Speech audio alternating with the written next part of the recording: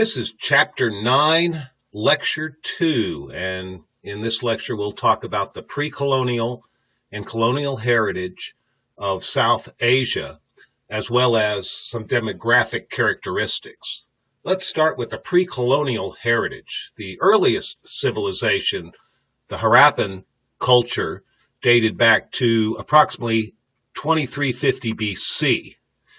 This region, even so early on, had greater cultural diversity than nearby China. The region was subjected to numerous external influences from the west. Obviously, coming from the north and from the east through the mountains was much more difficult, especially during such times. And invasion forces came from the west, from places like Iran, Persia region. The earliest civilizations were on the Indus River. Obviously, the best agricultural land here, well-watered alluvial plain, provided good food and water sources. Around 2000 BC, the Aryans invaded the area and produced a mixed Indo-Aryan civilization.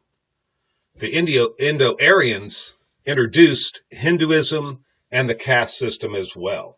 And the diagram we see on this page shows the approximate extent of the Harappan culture centered on the lower Indus River Valley. The spread of Islam. The most powerful of all Islamic empires was the Mughal Empire of the 16th and 17th century, centered in the Indus Valley of what's now Pakistan. The city of Lahore became the most celebrated, or one of the most celebrated, Islamic cities in the world. Islam was especially attractive to the untouchables and Hindus of lower caste systems, because Islam did not segregate peoples into different castes as Hinduism did. So this rejection of the caste system produced a blended religion of Hindu and Islamic religions known as Sikhism. Islam was a highly doctrinaire religion. It imposed a doctrine in all circumstances without regard to any practical considerations of social culture. The Islamic religion is also closely associated with a nomadic conquering culture. The colonial transformation. This is discussed on page 416 through 418 of your text. The early British influence was mercantilism. The British East India Company began to develop trade with the region and then began to develop control, indirectly came to control 2/3 of the country, replaced native administration with their own administrators, and even took actions to decimate the textile industry in the 19th century. By 1900s, South Asia was a total colonial possession. Economic contours were totally altered. Industrial development was slow-paced and resulted in a very agricultural-based economy during the early 1900s. The British engaged during the colonial period in a divide-and-conquer strategy. The caste system remained rigid and in place, and communalism persisted. The British East India Company, their activities resulted in a direct British colonial rule and severely affected South Asia's economy. In the mid-18th century, the British East India Company, with a monopoly on trade granted by the British Crown, began exploiting South Asia's environment and people with mercantilism, which put the goals of trade and tribute or taxes above that of improving the quality of life of people and sustaining the natural environment. This sounds a lot like how stateless multinational corporations operate in the current global economy. Acting as a surrogate colonial government, the British East Indies Company was able to extract high taxes from peasants to pay for the cost of colonial administration. Taxes had to be paid in cash rather than in kind, so peasants were forced to cultivate a wide variety of cash crops such as cotton, peanuts, indigo, jute, and opium in order to pay their taxes. Unable to pay both high land rents and taxes, many peasants lost their land, creating a huge underclass that contributed to the region's future level of underdevelopment. The dramatic reduction of subsistence agriculture in the company-administrated regions resulted in reoccurring famines, particularly during the first half of the 19th century. From the late 1830s to the late 1850s, only 1% of the company's huge profits went to improving social and physical infrastructure. While destroying the region's subsistence agriculture, the British East Indies Company also ruined South Asia's functioning domestic handloom industry by banning its products from the British textile market. A few port cities that exploited the agricultural commodities produced in the interior gained economic power and left the interior underdeveloped compared to some of these port cities. A non-industrial cash crop agricultural economy is characteristic of an underdeveloped country. India and its neighbors got an early start at underdevelopment.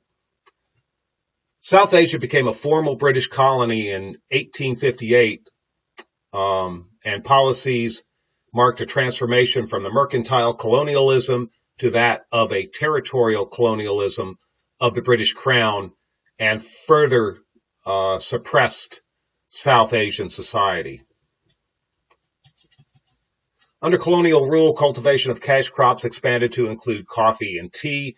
The peasantry was taxed even more to pay for road and railroad construction needed to transport increasing quantities of cash crops to ports and allow for rapid deployment of British troops for perceived security needs. Increased taxation further impoverished the rural population. By the late 1940s, 40% of the farming population in India was landless, approximately triple the percentage at the turn of the centuries. Famine became more frequent and widespread, with the second half of the 19th century witnessing famine or severe food shortages about every 2.5 years. Despite the food shortages, wheat was still exported to England from the Punjab region.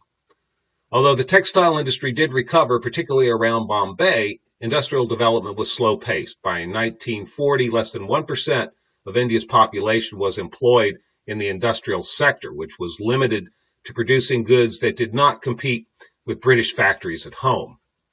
The relative absence of industry meant that the population remained predominantly rural, and that much of the limited urban industrial growth took place in the few coastal cities that had become true metropolitan centers.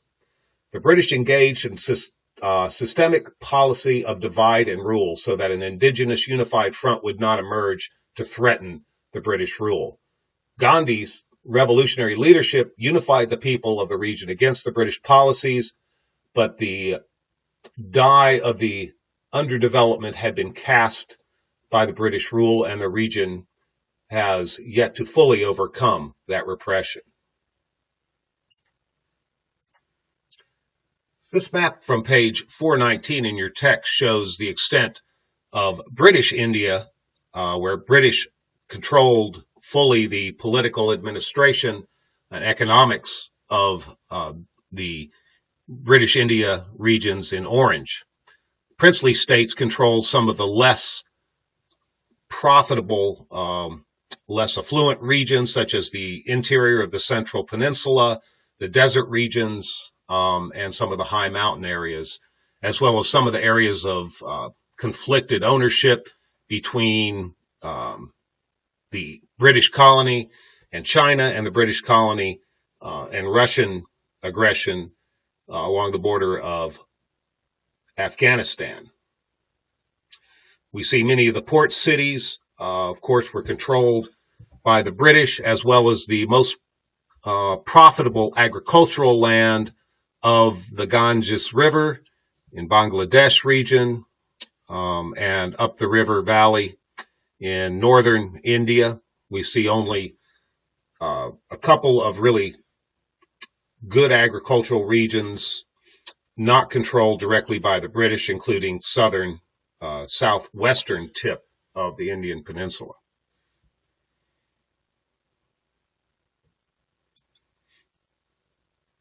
Here we see a map of South Asian languages from page 417 of your text. We see Iranic language in about the western half of what's now Pakistan today, from strong Persian influence from Iran and Afghanistan. We see Indic languages in the core of India to the north and central regions, with a few exceptions, including to the far north, a Tibetan-Burman language groups more closely related to China.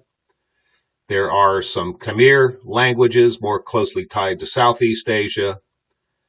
We see the Dravidian language groups to the south part of India, as well as the northern part of Sri Lanka. But Sri Lanka is split between Dravidian and Indic languages. We see that even today in the two different ethnic groups that continue to divide that country.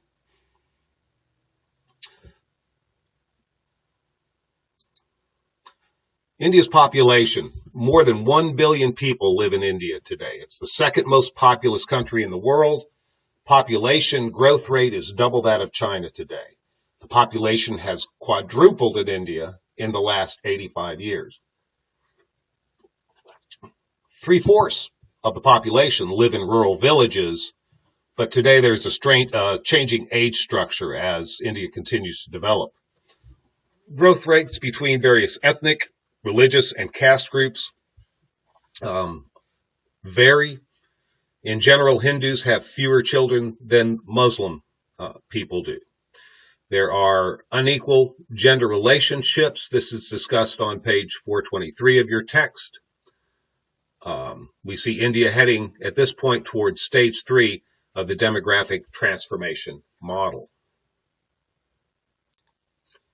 Returning to the unequal gender relationships and the discussion on page 423, we do see that southern India tends to have more equal gender populations, almost equal male and female populations, with the far southeastern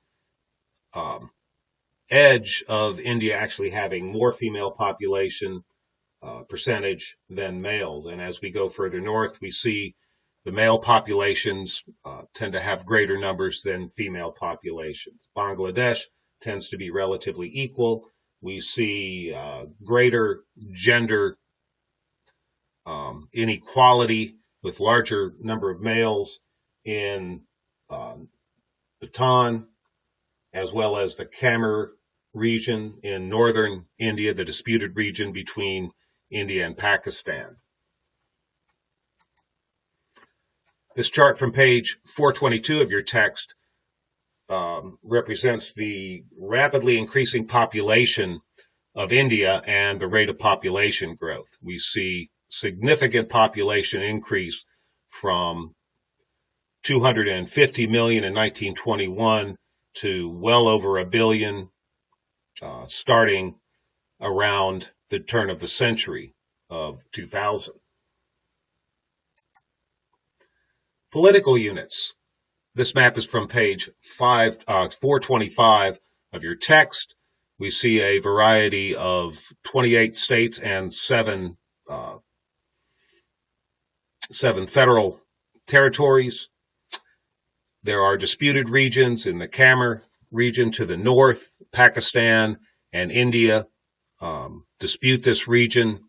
It is the headwaters of the Indus River, and Pakistan, many people think, are trying to get control of the Indus River as India tries to divert some of that water for hydroelectric power generation, which is badly needed by a rapidly growing country, as well as for agriculture.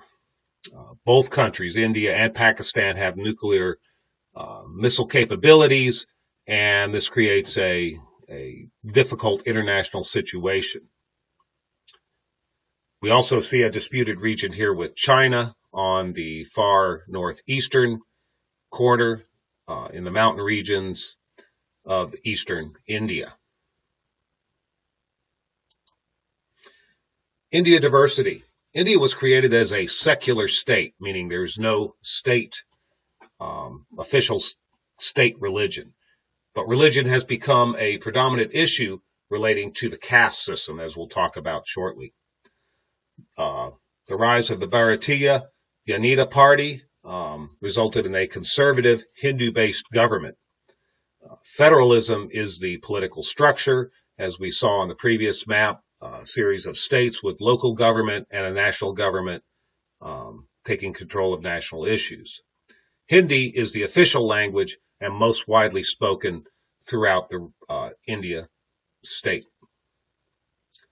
The caste system has been questioned for centuries, although seriously contesting the unfair nature of casteism first began under the British rule by both Christian missionaries and concerned upper caste Indians.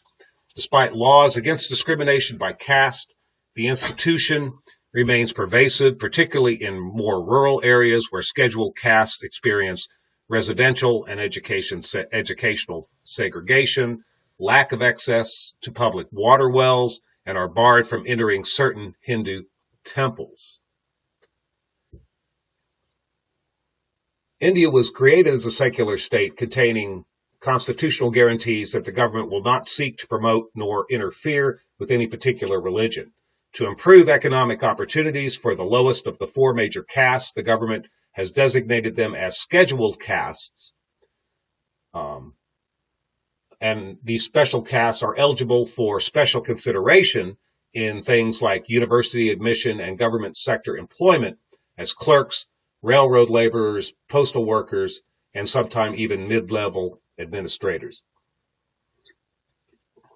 The central government accommodates many regional cultures and economies through the administrative framework of federalism, which provides the 28 states and 7 union territories or federal regions a measure of economic and political autonomy.